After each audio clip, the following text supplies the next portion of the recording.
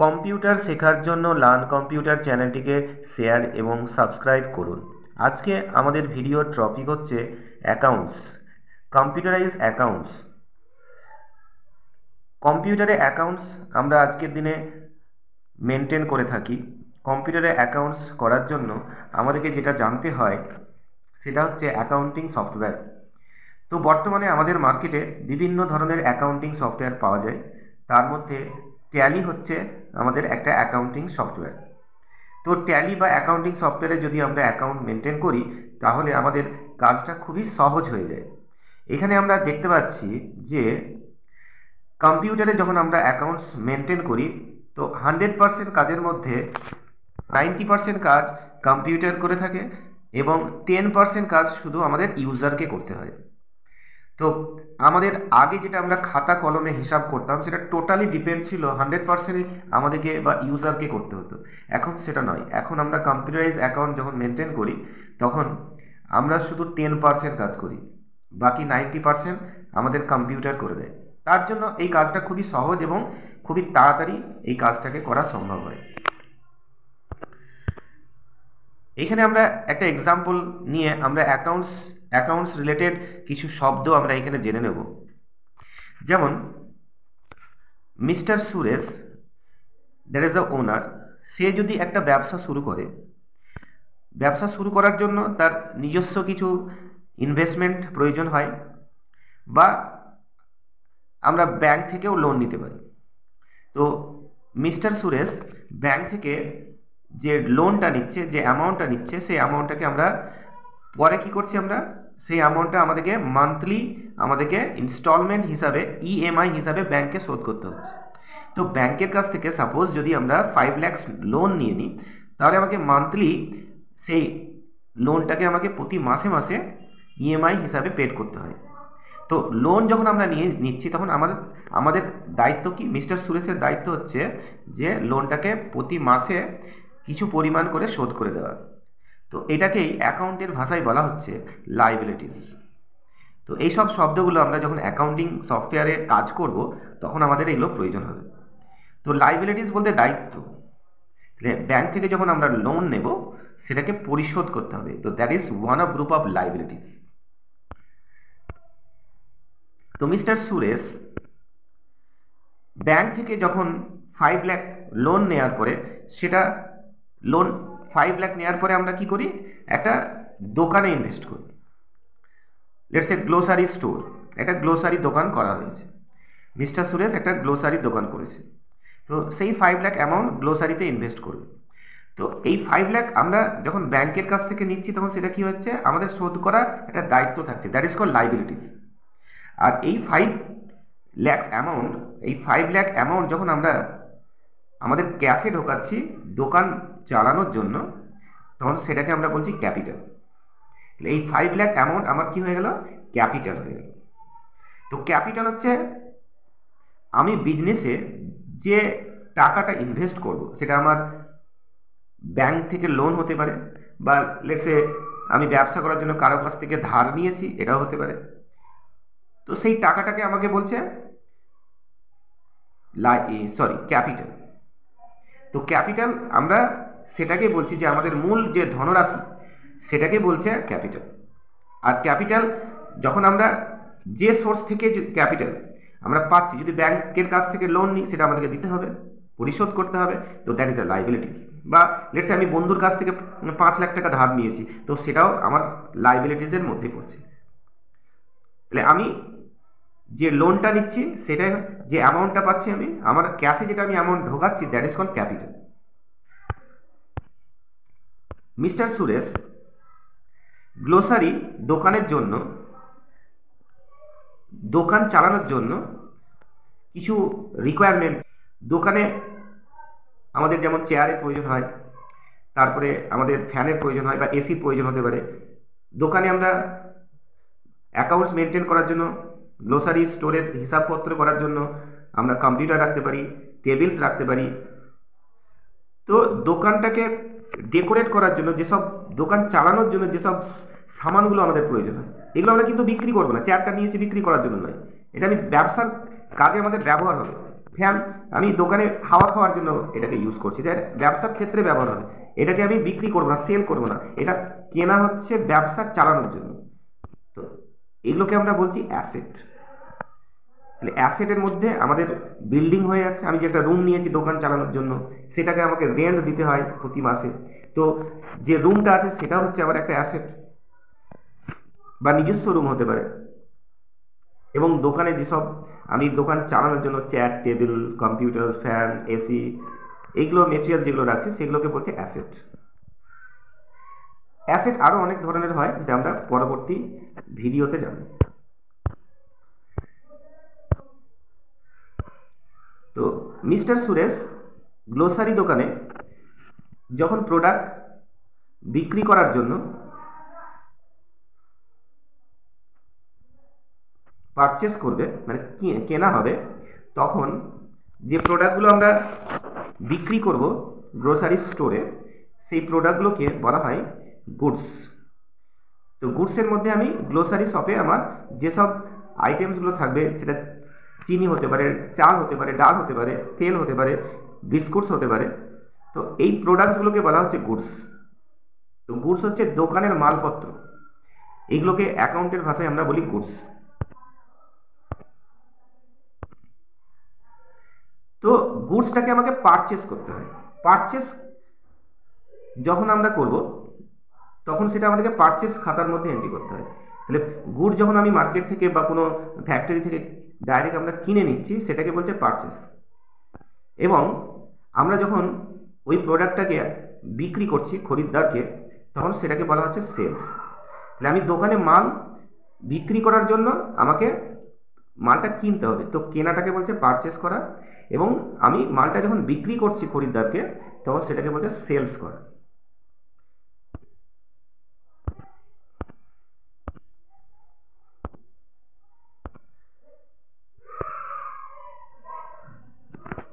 এইখানে আমরা দেখতে পাচ্ছি মিস্টার সুরেশ তার পার্সোনাল প্রয়োজনের জন্য কিছু টাকা তার গ্রোসারি স্টোর থেকে তুলেছে। লেটসে মিস্টার সুরেশের কিছু পার্সোনাল ইনভেস্টমেন্টের জন্য লেটসে 1 লাখ টাকা সে গ্রোসারি শপ থেকে তুলে নিয়েছে, মানে ব্যবসার টাকাটা সে অন্য কাজে ব্যবহার করেছে। তো সেই এন্ট্রিটাকে আমরা বলে থাকি ড্রয়িংস। তো এটা একটা দায়িত্বের মধ্যে পড়ে যে আমি 1 লাখ টাকা শপ থেকে তুলেছি, গ্রোসারি শপ থেকে, সেটা আমাকে আবার ভরতে হবে, না তো ব্যবসা আমাদের প্রফিট না আসতে পারে। তো যখন আমি আমার দোকান থেকে আমি মিস্টার সুরেশ যখন তার নিজের দোকান থেকে কিছু প্রোডাক্ট কিছু ক্যাশ যখন সে তুলে নিচ্ছে, সেটাকে অ্যাকাউন্টের ভাষায় আমরা ড্রয়িংস বলে থাকি।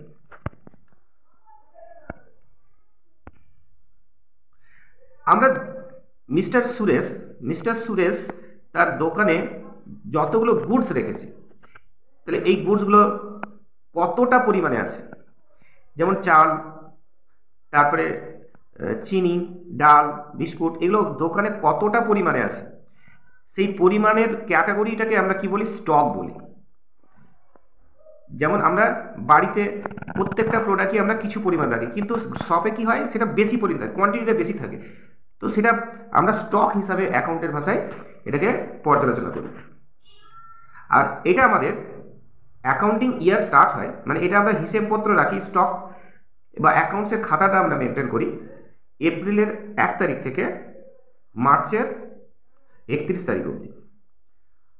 তো অ্যাকাউন্টিং আমাদের মান্থ স্টার্টিং হচ্ছে ফার্স্ট এপ্রিল, এবং অ্যাকাউন্টিং শেষ মাস হচ্ছে মার্চের 31।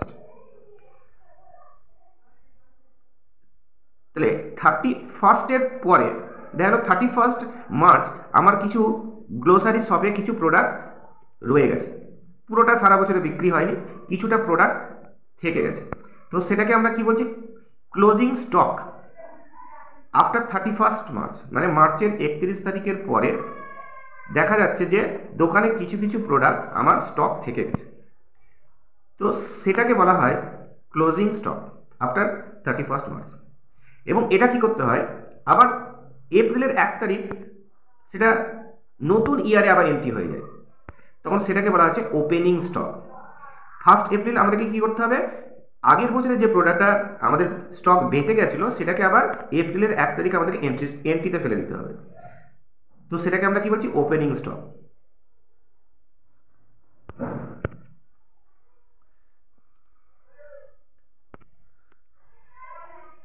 এখানে আমরা দুটো পোর্শন জানবো, ডেটর অ্যান্ড ক্রেডিটর। ডেটর বলতে আমরা ক্রেডিটর জানি। ক্রেডিটর হচ্ছে আমি যাদের কাছ থেকে লোন নিয়েছি, সেটা আবার ব্যাংক হতে পারে বা আদার্স কোনো পার্সন হতে পারে, তো তাদেরকে আমাকে বা মিস্টার সুরেশকে কি করতে হবে, প্রতি মাসে তাদেরকে অ্যামাউন্ট পে করতে হয়। তো আমার কাছ থেকে যারা পাবে অ্যামাউন্ট, তারা হচ্ছে ক্রেডিটর্স। বা আমি একটা বন্ধুর কাছ থেকে ব্যবসা করার জন্য কিছু টাকা নিয়েছি, তো সে হচ্ছে আমার কাছে বা মিস্টার সুরেশের কাছে ক্রেডিটর। তাহলে ব্যবসা করার জন্য মিস্টার সুরেশ যাদের কাছে টাকা পাবে তাদেরকে বলা হয় ডেটর, আর মিস্টার সুরেশের কাছে যারা পাবে তাদেরকে বলা হয় ক্রেডিটর। তো মিস্টার সুরেশ XYZ পার্সনকে ধারে মাল বিক্রি করে, তো ধারে মাল বিক্রি করার পরে তাদেরকে বিলিং পাঠায় যে এই তারিখের মধ্যে দিতে হবে। তো এখানে আমাদের দুটো জিনিস কাজ করে, ডেটর অ্যান্ড ক্রেডিটর। তাহলে একটা ব্যবসা করার জন্য আমাদের এখানে দুটো দিক ভালো করে চিন্তা করতে হবে। আমি যাদের কাছ থেকে টাকা পাবো, আমি যাদেরকে মাল বিক্রি করেছি ধারে, তাদের কাছ থেকে আমি টাকা পাবো, তো তারা আমার কাছে হচ্ছে বা মিস্টার সুরেশের কাছে হচ্ছে ডেটর। অ্যাকাউন্টস যখন আমরা করব তখন অ্যাকাউন্টসের খাতায় আমাদেরকে সেটা সানডে ডেটর হিসাবে এন্ট্রি করতে হয়। এবং আমার কাছ থেকে যারা টাকা পাবে, আমি ব্যবসা করার জন্য যাদের কাছ থেকে আমি টাকা নিয়েছি, সেটা ব্যাংক হতে পারে, ফ্রেন্ডস হতে পারে, আদার্স পার্সন হতে পারে, তো অ্যাকাউন্টসে সেটা আমরা সানডে ক্রেডিটর হিসাবে এন্ট্রি করে থাকি। তো এই দুটো দিক আমাদের ব্যবসাতে দাঁড়িয়ে থাকে, ডেটর অ্যান্ড ক্রেডিটর। লাইবিলিটিস সাধারণত দু ধরনের হয়ে থাকে, short liabilities and long liabilities. Short বলতে আমরা যদি কোনো পার্সনের কাছ থেকে 2 মাসের জন্য কিছু টাকা নিয়ে থাকি উধার, তো সেটা আমাদেরকে 2 মাসের মধ্যে শোধ করতে হয়। যে আমি কমেন্ট করেছি, একটা প্রমিস দিয়েছি যে হ্যাঁ আমি 10,000 টাকা ধার নিয়েছি, তো আমি সেটা 2 মাসের মধ্যে দেবো, তো 2 মাসের মধ্যে সেটা আমাকে দিতে হবে বা মিস্টার সুরেশকে দিতে হবে। তো that is a short liabilities. Long হচ্ছে আমরা ব্যাংকের কাছ থেকে যদি লোন নিই, তো সেক্ষেত্রে ব্যাংক দেখলো 5 লাখ টাকার লোন, সেটা তো আমাদের 1 বছরে শোধ হবে না, মিনিমাম আমরা 2 বছর 3 বছর ধরে আমরা টাকাটা শোধ করবো, এটাকে লং লাইবিলিটিস বলছে। তো লাইবিলিটিস দু ধরনের হয়ে থাকে, একটা শর্ট লাইবিলিটিস আর একটা হচ্ছে লং লাইবিলিটিস। অ্যাসেট দু ধরনের হয়, current asset. Example, current asset ব্যবসা করার জন্য আমাদের কাছে যেসব ক্যাশ থাকে, আমার ক্যাশ ড্রয়ারে যে ক্যাশ পড়ে আছে সেটা কারেন্ট অ্যাসেট। তারপরে আমি যেসব জায়গায় ইনভেস্ট করে থাকি, দেখা গেল আমি FD করেছি বা আরও বিভিন্ন পলিসিস করেছি, আমার ইনভেস্ট আছে, যেটা আমি তুলে নিতে পারবো, প্রয়োজন হলে পরে সেটা আমি তুলে নিতে পারবো সঙ্গে সঙ্গে, তো that is current asset.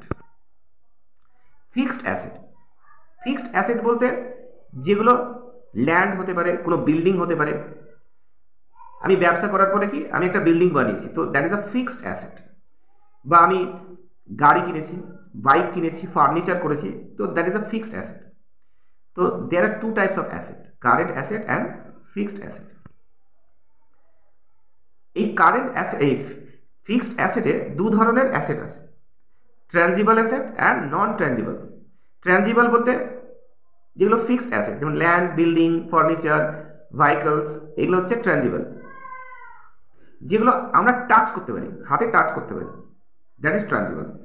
R non tangible বলতে যেগুলো আমরা হাতে টাচ করতে পারি না, যেমন বড় বড় বিজনেসে কি হয়, তাদের ট্রেডমার্ক থাকে, যেমন নন ট্যানজিবলে আমরা দেখতে পাবো এই যে লোগোগুলো, কিছু আমাদের পরিচিত লোগো আছে, যেমন কোকা কোলা। তো এই যে লোগোটা আছে, এই লোগোটা কিন্তু ডুপ্লিকেট করতে পারবে না কেউ, যে আমি এই লোগোটা দেখে আমি নতুন একটা কোল্ড ড্রিঙ্কস বিক্রি করবো, তো পরের দিন কোকা কোলা কোম্পানি আমার নামে কেস করে দেবে, তো আমাকে কোম্পানিটা বন্ধ করতে হবে। তো দেখা গেল আমি কোকা কোলা কোম্পানির কাছ থেকে পারমিশন নিয়েছি 5 লাখ দিয়ে, যে আমি কিছু পরিমাণ এই ক্যাটাগরি প্রোডাক্ট তৈরি করব। তাহলে কোকা কোলা কোম্পানি আমাকে পারমিশন দেওয়ার জন্য কত টাকা নিল? 5 লাখ। তো that is a brand value. আমি শুধু কোকা কোলা এই লোগোটাকে ব্যবহার করার জন্য 5 লাখ দিলাম, তো কোম্পানি সেটা একটা অ্যাসেট হচ্ছে, সেটাকে বলছে নন ট্রানজিবল অ্যাসেট। তো আমার দোকানে যদি কোনো ব্র্যান্ড থাকে, সেই ব্র্যান্ডটাকে আমি আর একটা অন্য দোকানদারকে সেল করার জন্য ব্যবহার করতে পারি, দিতে পারি, এবং তার জন্য আমরা চার্জেস করতে পারি। তো সেই অ্যাসেটটাকে আমরা বলছি নন ট্রানজিবল অ্যাসেট। এক্সপেন্স, এক্সপেন্স সাধারণত দু ধরনের হয়। ডাইরেক্ট এক্সপেন্স, ডাইরেক্ট এক্সপেন্স বলতে আমি একটা প্রোডাক্ট পারচেস যখন করি, লেটস সে আমি দোকানে চাল বিক্রি করব, তো চালটা আমাদেরকে কিনতে হচ্ছে 10 কিলোমিটার দূর থেকে। তো চালটা কেনার পরে চালটা নিয়ে আসার জন্য যে ট্রাভেলিং, যে আমাদের ভাইকেলে যে ভাড়া দিতে হয়, সেগুলো কিন্তু আমাদেরকে অ্যাড করতে হয়। তাহলে চালটা নিয়ে আসার জন্য আমাকে এক্সট্রা 500 খরচা করতে হয়েছে। তো সেটা আমি প্রোডাক্টের জন্যই খরচা করেছি, আমি প্রোডাক্টটাকে নিয়ে আসার জন্যই খরচা করেছি। তো সেটা হচ্ছে ডাইরেক্ট এক্সপেন্স। প্রোডাক্টকে দোকান অবধি নিয়ে আসার জন্য যা যা এক্সপেন্স করতে হয়, সেটা কুলি ভাড়া হতে পারে, ট্রলি ভাড়া হতে পারে, এগুলো হচ্ছে সব direct expense. Indirect expense, indirect এক্সপেন্সে যেমন আমাদের পড়ে রেন্ট। আমি যে দোকানে আছি সেটা লেটস সে আমি রেন্টে আছি, তো প্রতি মাসে আমাদেরকে রেন্ট দিতে হয়, ঠিক আছে? এগুলো হচ্ছে আমাদের ইনডাইরেক্ট এক্সপেন্স। অফিস স্টাফদের পেমেন্ট প্রতি মাসে দিতে হয়, ইনডাইরেক্ট এক্সপেন্স। অফিসে পেপার বিল দিতে হয়, দ্যাট ইজ ইনডাইরেক্ট এক্সপেন্স।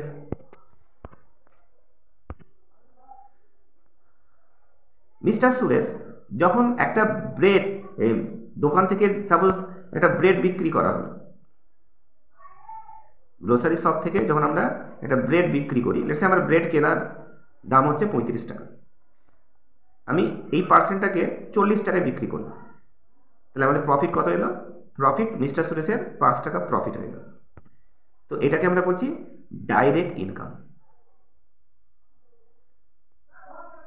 তাহলে আমি প্রোডাক্ট বিক্রি করে যে আমি ইনকামটা পেলাম, 5 টাকা লাভ করলাম ব্রেড বিক্রি করে, তো that is direct income. Indirect income, indirect ইনকামে এখানে আমরা দেখতে পাচ্ছি যে মিস্টার সুরেশের আরেকটা বিল্ডিং আছে বা আরেকটা ঘর আছে, সেখানে ও অন্য ব্যবসা করার জন্য কাউকে ভাড়া দিয়েছে। তো সেখান থেকে ও প্রতি মাসে একটা ভাড়া পাচ্ছে, তো সেটাকে বলছে ইনডাইরেক্ট ইনকাম। বা আমরা যখন কোনো ইএমআই, মানে আমরা দেশে আমি একটা প্রোডাক্ট কিনেছি, সে টিভি কিনেছি, তো টিভির দাম হচ্ছে 25,000, তো ইএমআই যখন আমরা নিই তখন কি করে ওই কোম্পানি আরও চার্জেস করে। দেখা গেলো 25,000-এর প্রোডাক্ট আমি ইএমআই নেওয়ার জন্য আমাকে আরও 1,000 টাকা বেশি লাগছে, তাহলে আমাকে টোটাল দিতে হচ্ছে কত? 26,000 টাকা। তাহলে ওই কোম্পানির 25,000 টাকা দিলে পরে প্রফিট হচ্ছে, কিন্তু আমি আরও ইএমআই করার জন্য আরও 1,000 টাকা বেশি দিলাম, তো কোম্পানির ওই 1,000 টাকা এক্সট্রা প্রফিট হয়ে গেল। তো দ্যাট ইজ ইনডাইরেক্ট ইনকাম। 25,000 থেকে সে তো লাভ করছে, ডাইরেক্ট ইনকাম হচ্ছে, প্লাস আমি ইএমআই করার জন্য কাস্টমারের কাছ থেকে সে আরও বেশি নিচ্ছে, তো দ্যাট ইজ ওই 1,000 টাকাটা হচ্ছে ইনডাইরেক্ট ইনকাম। তাহলে এইখান থেকে আমরা কি পাচ্ছি? ডিসকাউন্ট পাচ্ছি, মিস্টার সুরেশ কালেক্ট করছে, এবং ইএমআই থেকেও সেটা কালেক্ট হচ্ছে।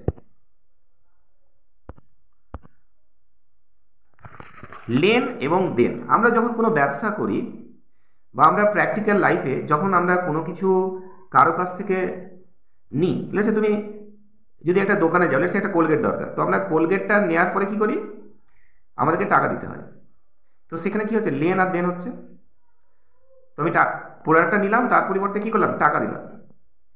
যেমন কোনো টিচার কি করে? তার শিক্ষা দান করে, তার পরিবর্তে মাসে ফিজ নেয়, তো এখানেও কি লেন আর দেন হচ্ছে। লেন, একটা ব্যবসাতে লেন আর দেনই চলে। Lane plus than equal to business transaction. আমরা যখন কোনো ব্যবসা করি তখন আমাদেরকে এই দুটো জিনিস আমাদেরকে ফলো করতে হয়, লেন এবং দেন। যেটা লেনকে বলা হচ্ছে that is DR, debit record, আর দেনকে আমরা বলি CR, that is credit record. তো একটা বিজনেসে আমাদের ডিআর এবং সিআর এই দুটো ব্যালেন্স করে আমাদেরকে বিজনেস ট্রানজ্যাকশন করতে হয়। যখন আমরা একটা কম্পিউটার কিনি, লেটস সে 30,000 টাকা কম্পিউটারের দাম, তো আমি এই ব্যক্তির কাছে কম্পিউটারটা কিনেছি, তাহলে আমি পেলাম কি? কম্পিউটার। তার পরিবর্তে আমাকে কি দিতে হলো, ক্যাশ দিতে হলো। তাহলে এখানে কম্পিউটার হয়ে গেল ডিআর আর ক্যাশ হয়ে গেল সিআর। ক্যাশ ক্রেডিট হয়ে গেল আর কম্পিউটার ডেবিট হয়ে গেল। তো এখানে দুটো কাজ হচ্ছে। যদি আমরা কোনো মোবাইল কিনি সেক্ষেত্রেও মোবাইল আমার কি হয়ে গেল, ডিআর হয়ে গেল আর ক্যাশ হয়ে গেল সিআর। তো অ্যাকাউন্টস মেনটেন করার জন্য আমাদেরকে এই ডিআর আর সিআরটা আমাদেরকে ভালো করে বুঝতে হবে। Classification of accounts. আমাদের অ্যাকাউন্ট সাধারণত 3 ধরনের হয়। আমরা যখন কম্পিউটারে অ্যাকাউন্ট মেনটেন করব 3টে ক্যাটাগরির অ্যাকাউন্টস আমরা দেখতে পাবো: personal account, real account and nominal account. Personal account যেমন লোন অ্যাকাউন্ট হতে পারে, ক্যাপিটাল অ্যাকাউন্ট হতে পারে, ব্যাংকের অ্যাকাউন্ট হতে পারে, রাম শ্যাম যে কোনো অ্যাকাউন্ট হতে পারে, XYZ কোম্পানি হতে পারে, জয়েন্টস অ্যাকাউন্ট হতে পারে। তো দ্যাট ইজ পার্সোনাল অ্যাকাউন্ট। কোনো ব্যক্তি একটা কোম্পানি খুলেছে সেটাও পার্সোনাল অ্যাকাউন্ট। তো এগুলো সব পার্সোনাল অ্যাকাউন্টের মধ্যে পড়ছে। রিয়েল অ্যাকাউন্ট, রিয়েল অ্যাকাউন্ট বলতে যেগুলো আমরা টাচ করতে পারি, যেমন ল্যান্ড হতে পারে, বিল্ডিং হতে পারে, building accounts, investment account, machinery account, cash in hand cash account যেগুলো হয়, ট্রেডমার্ক অ্যাকাউন্টস, কপিরাইটস, এগুলো সব রিয়েল অ্যাকাউন্ট যেগুলো আমরা টাচ করতে পারি। Nominal account, nominal account actual আমরা যেগুলো খরচা করে থাকি, যেমন ডিসকাউন্ট।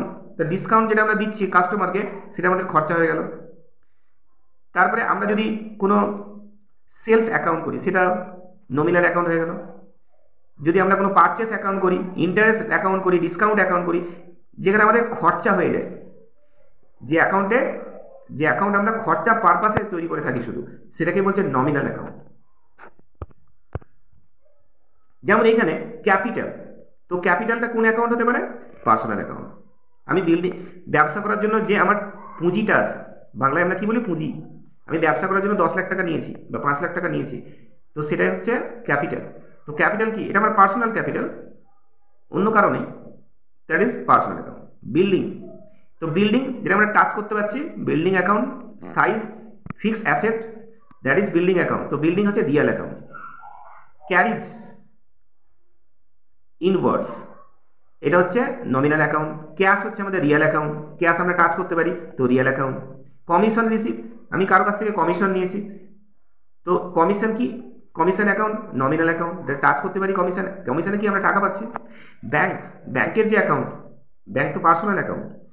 ব্যাংকে কোনো ব্যক্তির বা কোনো কোম্পানির পার্সোনাল অ্যাকাউন্টস বা মানি থাকে, তো সেটা হচ্ছে পার্সোনাল অ্যাকাউন্ট।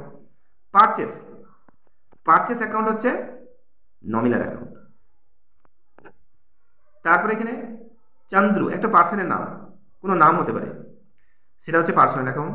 আউটস্ট্যান্ডিং ওয়েজেস, সেটা হচ্ছে পার্সোনাল অ্যাকাউন্ট। তো আজকে আমরা ভিডিও এখানেই শেষ করি। ভিডিও আপনাদের ভালো লাগলে শেয়ার এবং সাবস্ক্রাইব করবেন। Thank you.